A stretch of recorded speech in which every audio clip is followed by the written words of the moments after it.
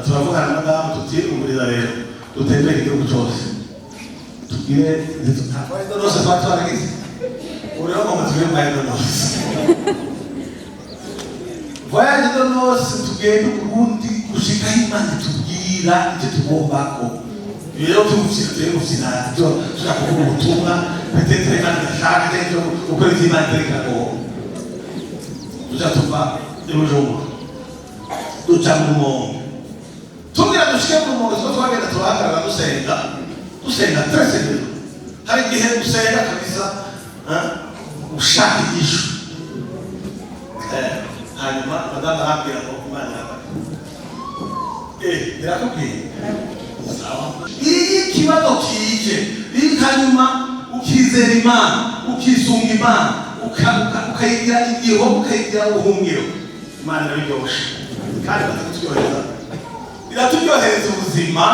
natwe tukavuga ati Imana abo umuntu atakuzi kwe ikaburyosha ego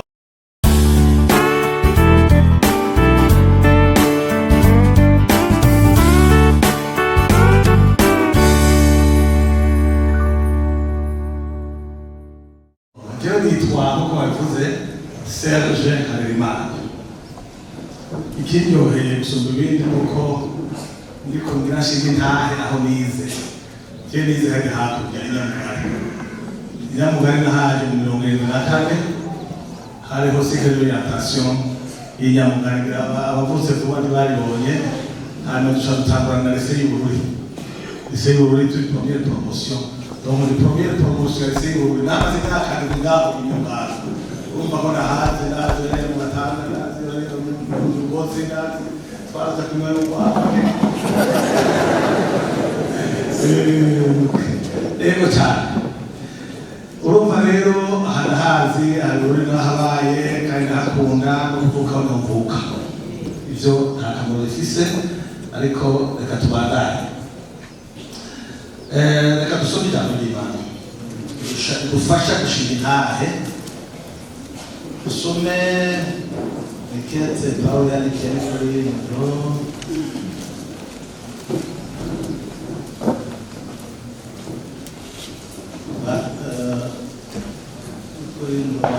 mbere igice cya kabiri duhere ku murongo wa mbere dushitse ku murongo wa gatanu nanje bene data hamwe n'abasanga iwanyu sinaje ndagakura mu majambo canke mu bwenge mu kubamenyesha ibanga ry'Imana kuko nagabiye kutagira ico menya muri mwebwe atari Yesu Kristo we yabambwe ariko nabana namwe mfise intege nke ndi n'ubwoba mpindagashitsi kenshi imvugo yanje n'ukwigisha kwanje ntivyarimwo amajambo y'ubwenge yo kwemeza abantu ariko vyaserukamo mpemu n'ubushobozi kugira ngo ukwizera kwawe ntiguhagarare mu bwenge bw'abantu ariko uhagarare mu bushobozi bw'Imana tongera ko muri Filipi gatoyi Filipi kabiri dore mu gatanu uko Yesu yatubereye akarorero mugire wa mutima muri mwebwe wari muri Kristo Yesu uwo naho yasanganywe ishusho y'Imana ntiyiyumviriye yuko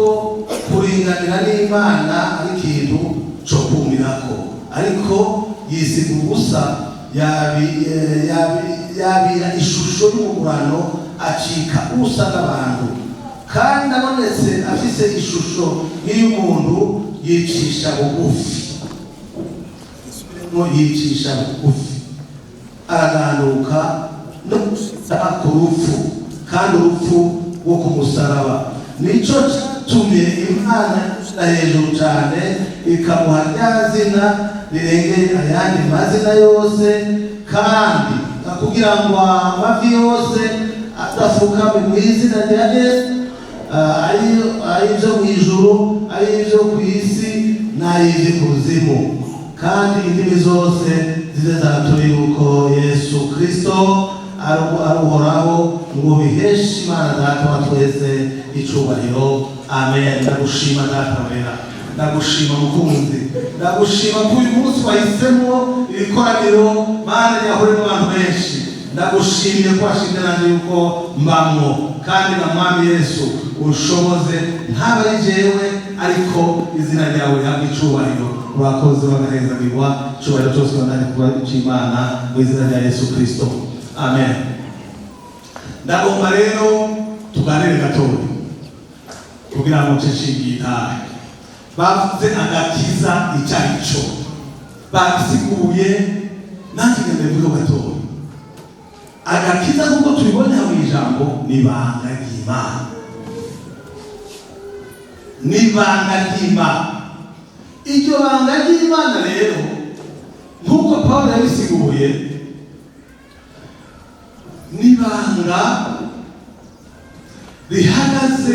kwemera ubugombe n'ubushobozi bw'Imana, ridahagaze ku kwemera nk'uko yabivuze amatitire yawe, amashuri yawe, ubwenge bwawe, ubwenge bw'abana bawe. Kumva icyo Imana igomba ukagikora kugira ngo Imana yacu ihabwe icubahiro, atari ukubona icyo wowe ushaka cyangwa icyo abantu bashaka. Iyo umuntu ahuye n'ingorane, hari umuntu adahura n'ingorane na n'umwe? Iyo uhuye n'ingorane, abantu benshi wagomba abakunzi bawe baraguha seminere, ibyo ukwiye gukora, ibyo udakwiye gukora. Ariko kandi benshi uza wumva ngo rondera generali naka, rondera minisitiri naka, rondera naka, rondera abantu bahambaye bashobora baravumbura iki gihe ariko arahiriwe. Haleluya. None wewe ntibigushikiye kuko ariko abivuga, eske vraiment urafukama ukabaza Imana ushaka iki ko muri iki? Si benshi bishikira kuko yabivuze. Iyo niyo ngorane dufise, niyo ngorane usanga umuntu ari mw'ishengero ariko afise ivyizigiro mw'isi no mu biboneka. Rero iyo yashikiriwe n'ingorane, kandi zirashikira nanje nyinshi nk'uko namwe zirashikira,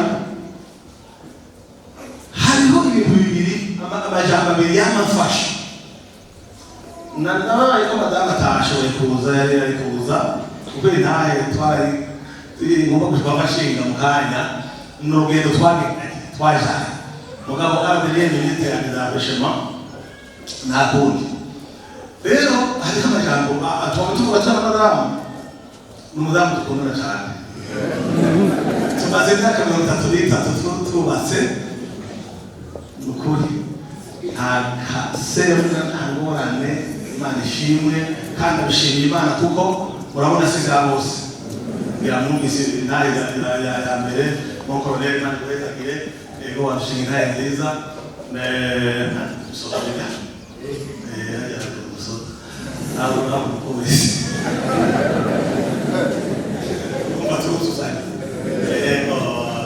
urumva rero dufise ijambo twaba turavuga ngo Imana igomba kubiryosha,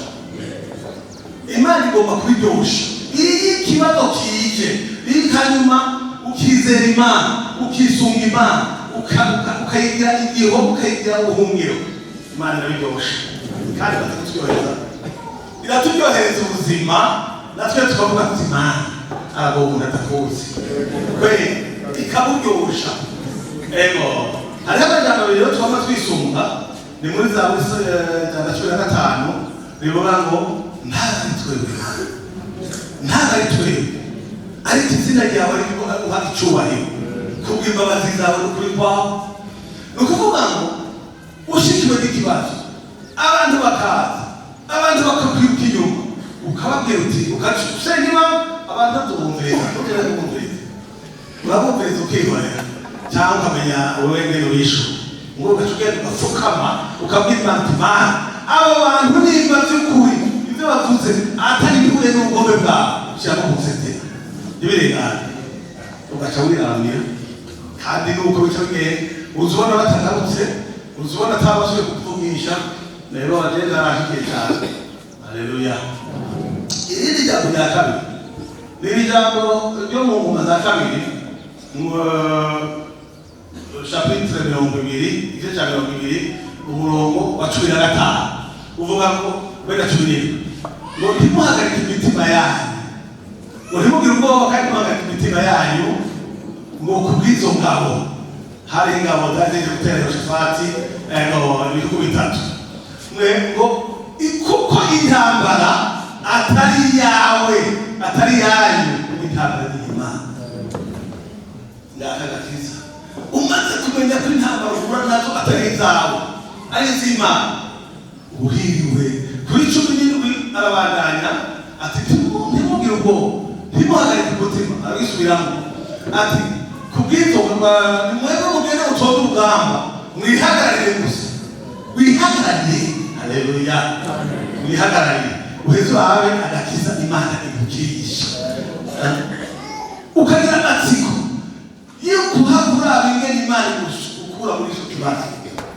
Imana ikineze bishike ngo ndamukure muri icyo kibazo n'abantu babimenye isi yose bimenye yuko ari Imana ikoze.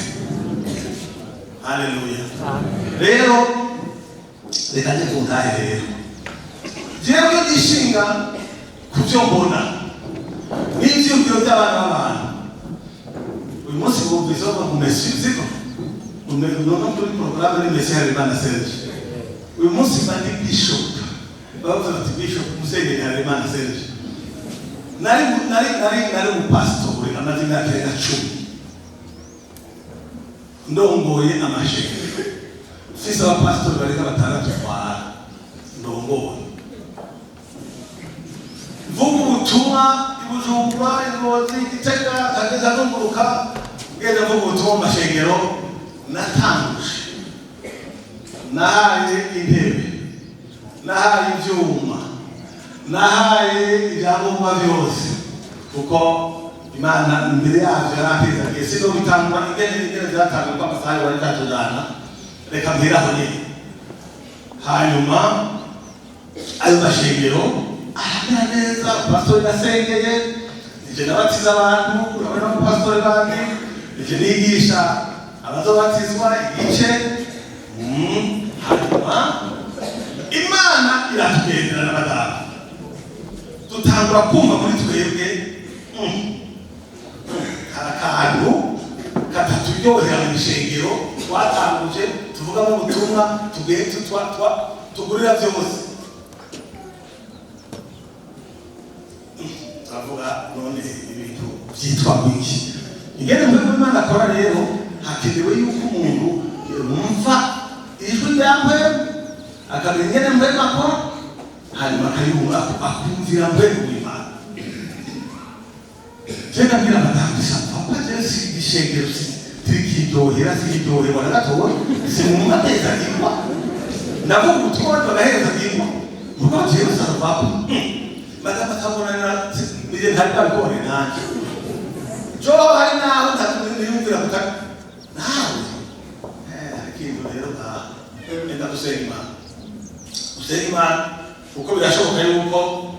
dushobora kuba turi kibanza kitari kiwacu dushobora kuba turi ahantu nandi tugomba kuko gakiza ni ukuba aho Imana igomba kuba kuko yavuga pastor ukibaza none abantu ugomba ko nkora iki ugomba kombaye ugomba kugira kugombera gute tutanga kubaza Imana jewe numva umutima wanjye n'undi ibishengero tuza kuri gisina abatwasengeye bakaregumya madamu tibishoboka ariko idashoboka amen pastor wewe uva mu ishengero hanyuma ukajyahe batashengero rizopakira umupastor utangira ashengero batanguje shaka mwana rero no fuma mbona ntari pastor w'ishengero uba nkumva amahoro y'Imana nkumva gakiza ko ukuri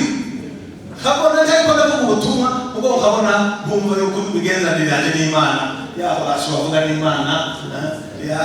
imeze neza ateka twisengere ndavyamaze nk'umwaka wose twisengere haragera igihe iraka kabisa hano wumva uti niko ndaca mu cyangwa cy'Imana turavugana na madamu tuti umuriza rero dutembere igihugu cyose tugire ntabwo rwose twaragize urero ngo tugire mwanya rwose voyage de noces tugenda ubundi gushika Imana tubwira icyo tugomba ko rero tumushika byo tushaka kuvuga ubutumwa petetre kandi ndashaka cyo ukora Imana tereka ko tuja tuva ejo duca mu mongo tugira dushike mu mongo twagenda tuhagarara dusenga tresenge hari igihe dusenga kabisa ushaka igisho hanyuma madamu arambwira ngo Imana irakubwiye sawa ibare Imana ivuze ngo tujye muri Pentecote rero umusirikare nabaye kubisoda nageze akontrete zose nje ko nzi neza ko muri Pentecote ahantu ugaye ari kontrete kandi ari igisirikare rero isumbi hano ugomba tujye muri Pentecote kutavangiwa jeni baza kukwema ito tukubaje twange Pentecote okay ati kile nivyo numvise sawa tugende zinanegera ntanure gusenga ubumbazi bana mangu kuja muri Pentecote urabona nzenga precisa ntabwo gusenga nkumva maho ntabwo gusenga nkumva maho turagenda turashika mu mabanda no twaraye turarama bomba turiko tubazimana ikintu ikishaka turi babiri namushaka twatwara uje babanda numva mahoro numva biranezeye numva abira madamu ndishaka rero naza yuko ari cyo kuri naza yuko wahishuriwe kabisa mugabo ikintu Pentecote cyane uko akera nishengero twatinya Pentecote mani baheze kugira ngo ubaho hanze barubakwe babamugizo kuri ko mugizo cyane Pentecote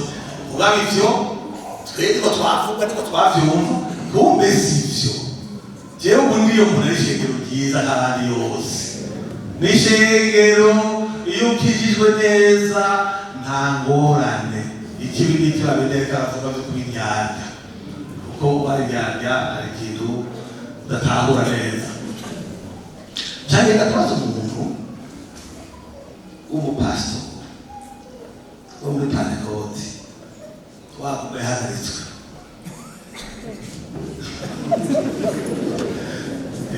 namubaze kweri pastor yahagaritswe yamugeho kabiri mu kayiko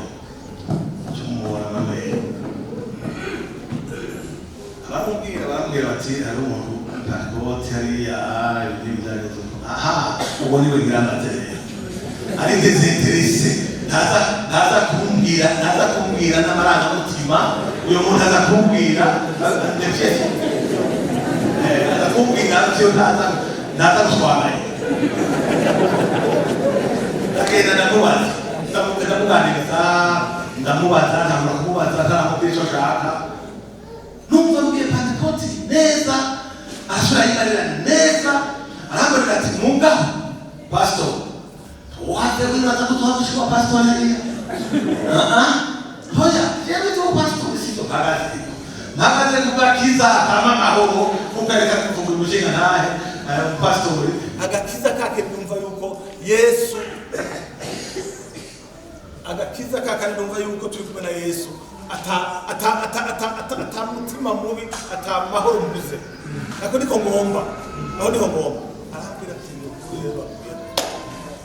ati Pentecote ndayiko kumazi ndaye gusabye none akaragiye ngize bigorana sinzopfa ndayivuye sindiko ndavugira Pentecote umuntu arashobora gukizwa neza hari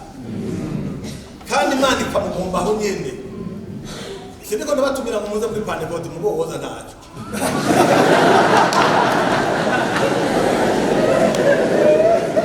kumva yoza ntazareke kuza kuko nta ngorane ziriyo sawa numva kabisa kiracitse kandi kigenze neza cyane telefone amashengero ya ndatwara yose yariho ni mu mabanda mw'ijoro nkasanga n'ijoro mumbiriza rero daboro ejo nizovuga ubutumwa aha igitego nizovuga ubutumwa hari ari mu mabanda nizovuga ijoro ndatotse ijoro genda kuvuga ubutumwa ndababwira nti kuwa gatatu hari kuwa gatandatu kuwa gatatu tuzohure mwese iyo muva hose Gitega tugire igikorane ndagize ijambo zo baba kugira seze ahisemwo yaheze mukizwa wumva buza amahoro bazimana ikubwira aho boronka amahoro nigene boronka amahoro agakiza n'amahoro agakiza n'amahoro agakiza katari n'amahoro muri mugapana y'amahoro yo mwisi apana amahoro y'amafaranga yo nibagiye kubabwira ikintu kimwe ngenda igaruke koko niko kuvuga amahoro aha mubona aba bantu bagenda bafite amafaranga abantu bagenda bafite imiduga myiza myiza bagenda bafise amazu meza meza amashuri menshi ibyubahiro bidasanzwe ariko benshi bagenda babatunze batunduye bagenda baratunduye barahwereye cyangwa byarigeze kugushikira byigeze kugushikira ni naho naciye nonka n'agakiza keza kabisa nkumva urumva Imana yari yampezagiye ndaronka amafaranga kandi umuntu yafise ntabwo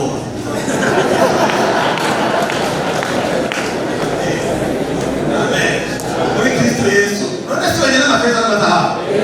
none nobaganyira hari cyo kumufasha sinabaganyira rero ndabwira ko yafise amen kandi ndayafise uriya yafise none se witunda ubutunze ubu Yesu ashimwe cyane muri Kristo Yesu turavuga amajambo y'izizigiro hanyuma rero Imana ibaye amafaranga kabisa ndaronka amafaranga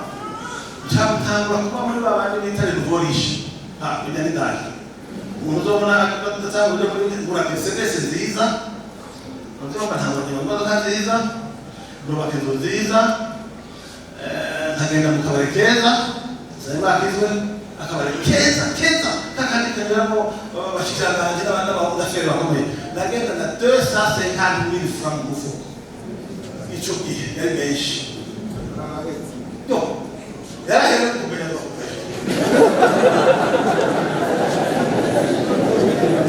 kuko penye bakomeye kugira ngo urusore abantu werekane ko umugabo fizo yabavuze kandi abantu bagenda bagahaye waragahaye nagenda munene mu mategeko sinanoshe ariko nagiraguta nagara nkumvi mu mutima kumva ndabaye kumva ndagowe kumva ndabuza naho kumva cyaki vide wacu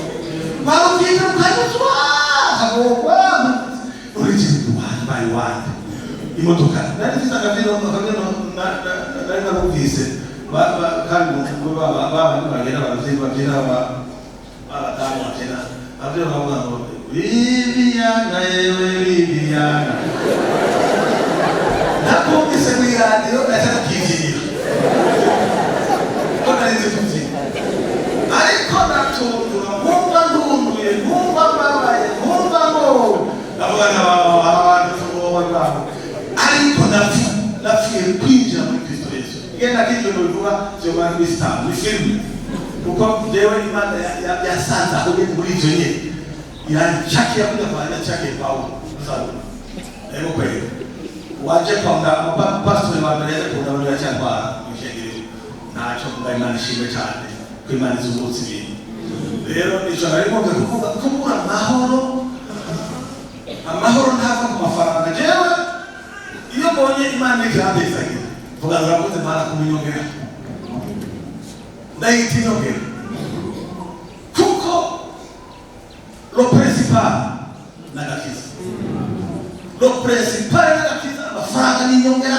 amazu n'inyongera business mukora n'inyongera ibindi byose dukora n'inyongera kuko Imana narabivuga ngo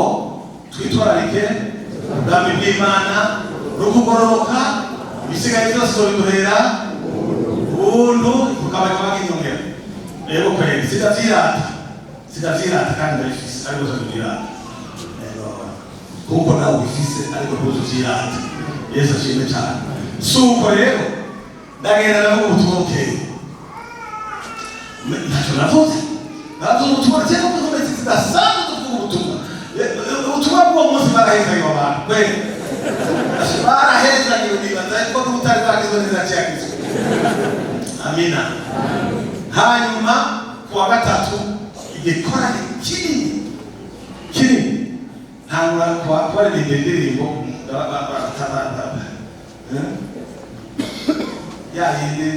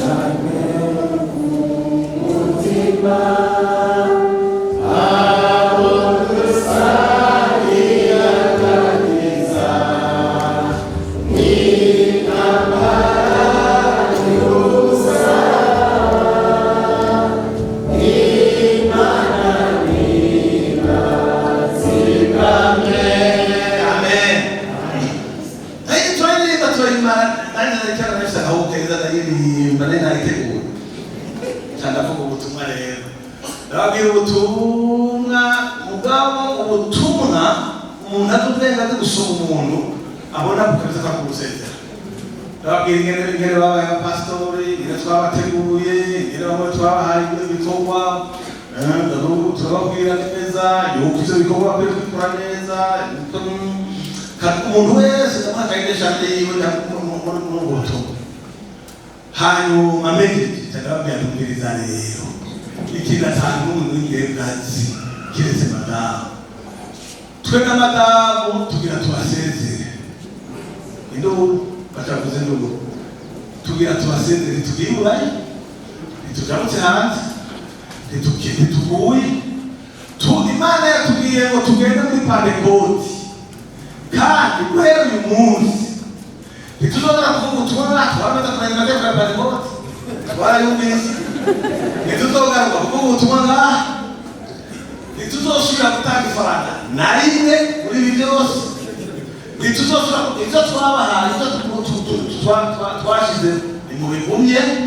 ariko Imana izabashoboze muze gutera imbere nimwabwo impanuro muzodusanga imuhira abantu bose ntibabitahura bakubararira abandi bavuze nduru murira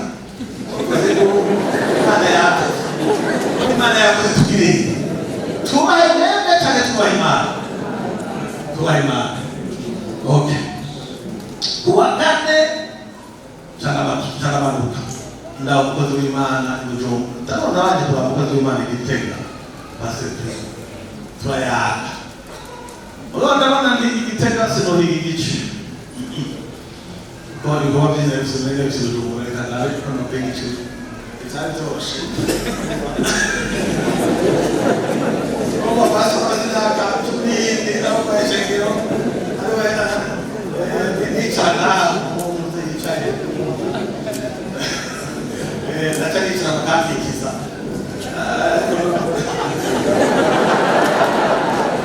haleluya biragoye kurekura ndababwiye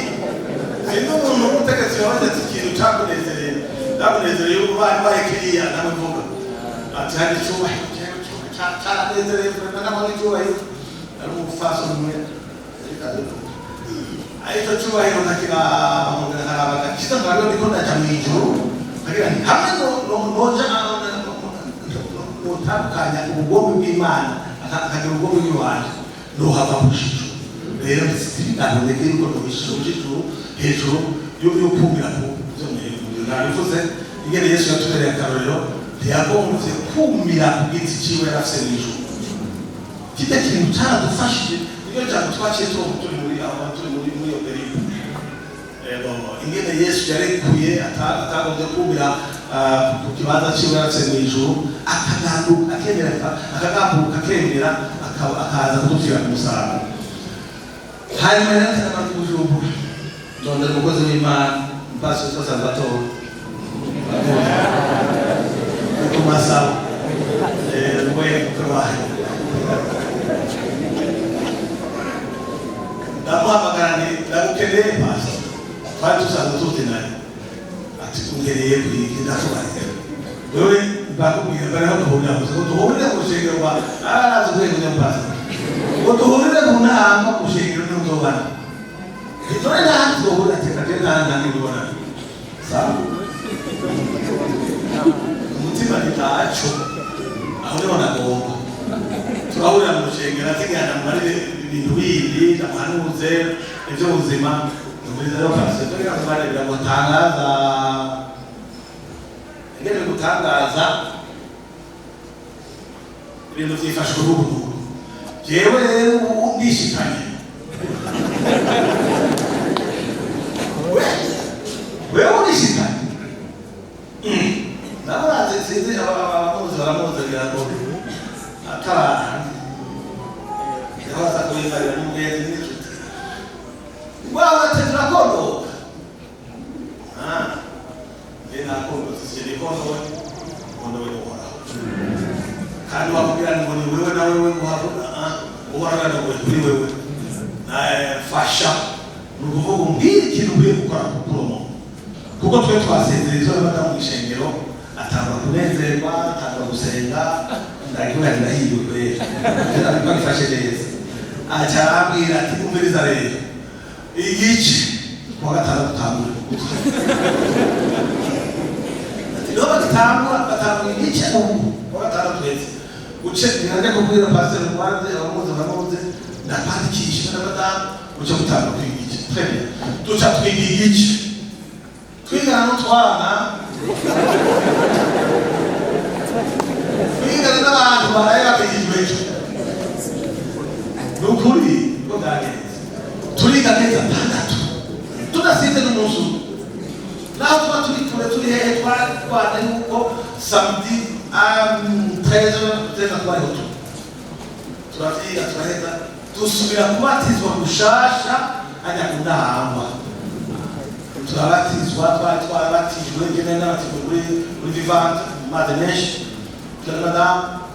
hanyuma dusubira kubatizwa gushasha icoroshe ngo twakemeye hanyuma urumva muri ajya tugenda kwicara hasi kandi bikahumumba rero twicara ahantu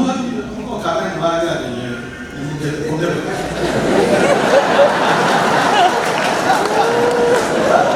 n'abagerageje baciye baje inyuma y'abandi akore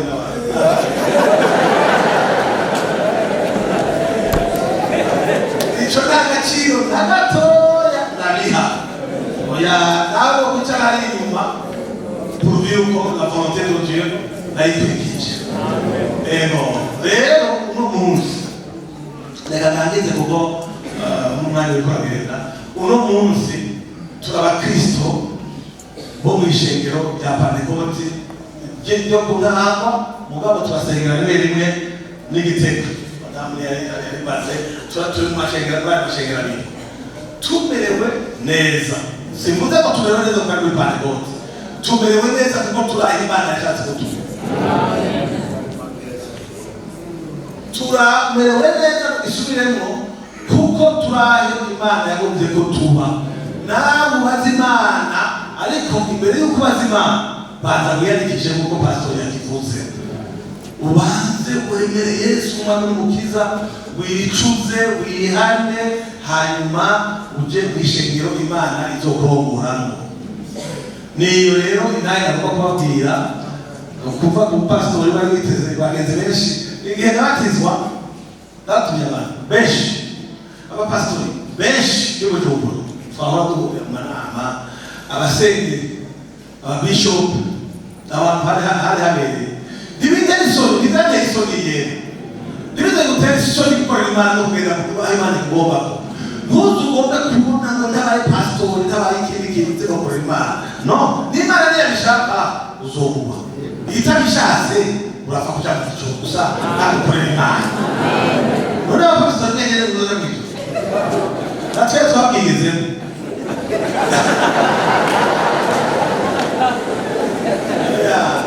donc nukuri igihamwe no kuja mu ijuru rero abapasitori b'abasenyeri bamarira ngo twari twiteze yuko uzoduhamagara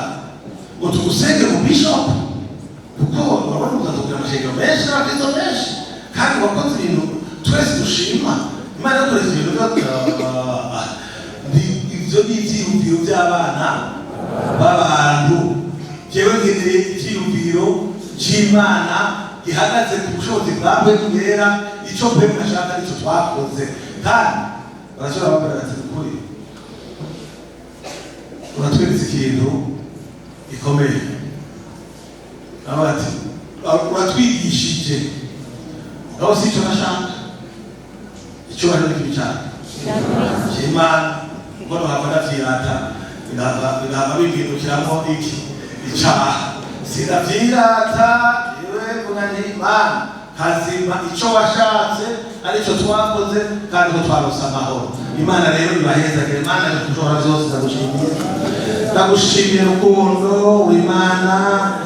yadukunze yaturemye imisho yayo kandi ikaturemera wewe byose wabiremeye wewe none turimo turabawe dupfuye naho ni inyungu none Mwami Yesu uragahezerwa kuri naye abishoboye gufasha utashoboye gufasha ubimushiremo kugira yumve uko guca bugufi kugira yumve uko kumva ubugombe bw'Imana akabukurikiza urakoze uragahezerwa ubandanye hezerwa igikorane icoro cyose kandi kucaniza ya Yesu Kristo. Amen.